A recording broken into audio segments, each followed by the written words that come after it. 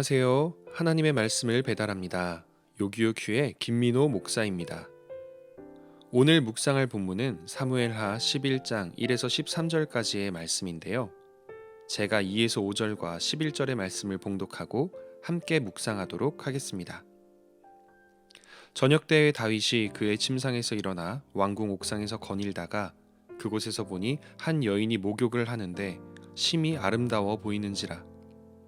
다윗이 사람을 보내 그 여인을 알아보게 하였더니 그가 아뢰되 그는 엘리암의 딸이요 햇사람 우리아의 아내 밧세바가 아니니이까 하니, 다윗이 전령을 보내어 그 여자를 자기에게로 데려오게 하고 그 여자가 그 부정함을 깨끗하게 하였으므로 더불어 동침하매 그 여자가 자기 집으로 돌아가니라.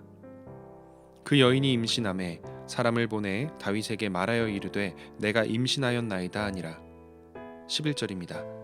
우리아가 다윗에게 아뢰되 언약궤와 이스라엘과 유다가 야영 중에 있고 내 주 요압과 내 왕의 부하들이 바깥들에 진치고 있거늘 내가 어찌 내 집으로 가서 먹고 마시고 내 처와 같이 자리이까.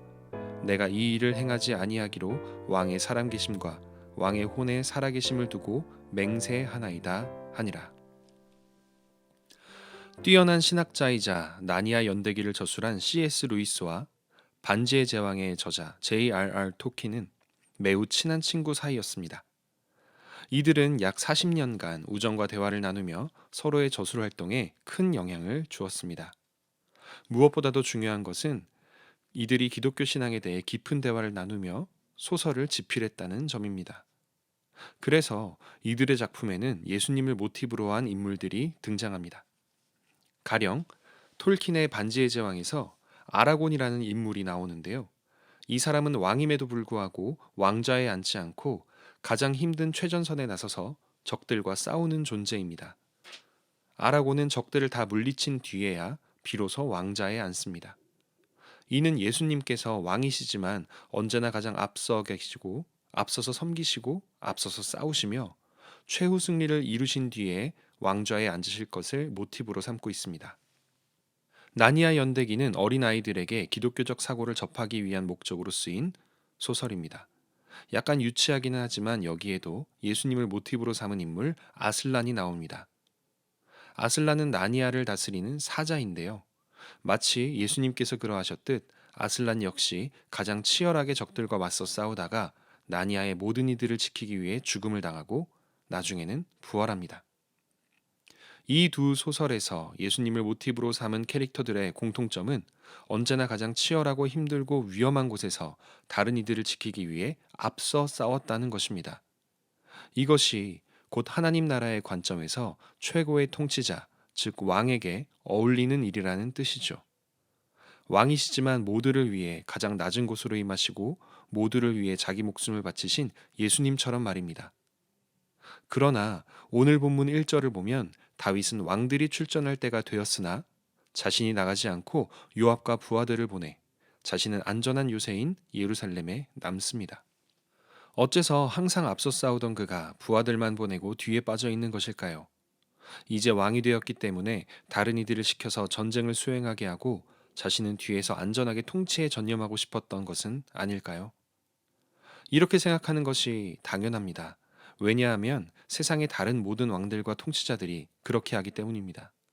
나에게 힘이 생기고 부하들이 생기면 부하들을 위험한 곳에 보내고 자신은 위에 앉아서 안전한 곳에서 지시를 내리는 것이 모든 왕들과 통치자들의 상식이기 때문이죠.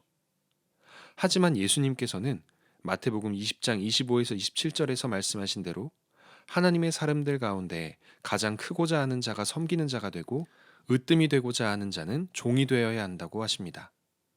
지금 다윗은 지극히 세상적인 기준으로 통치자 행세를 하고 있는 것입니다. 하나님의 방법이 아닌 세상의 방법입니다.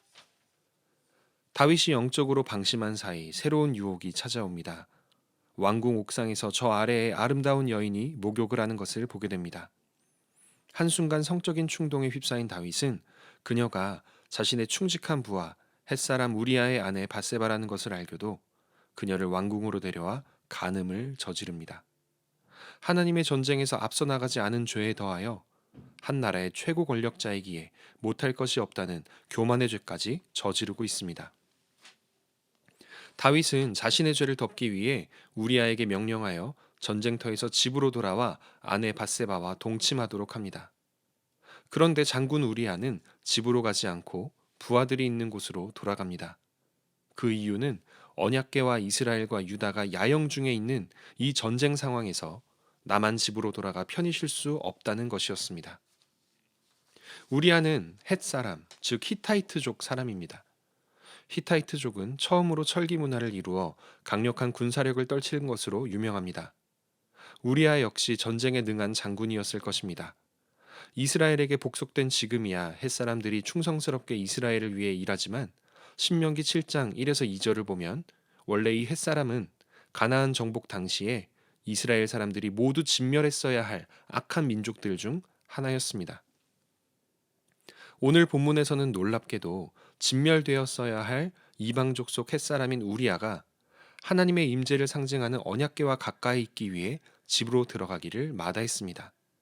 그런데 반대로 하나님께 기름 부음 받은 왕이고 유다 족속이며 이스라엘 사람인 다윗은 언약궤를 멀리 보내고 뒤에서 안전하게 있다가 죄를 지은 것입니다.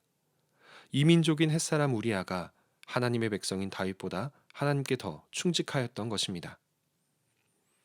언약궤와 가까이 있는 우리아와 군인들은 여전히 전쟁을 수행하는 일에 집중하고 있고 언약궤를 멀리 보낸 다윗은 죄에 빠졌다는 사실, 우리 일상에서 어떻게 하면 죄에 빠지지 않을 수 있는지를 보여주는 좋은 예입니다.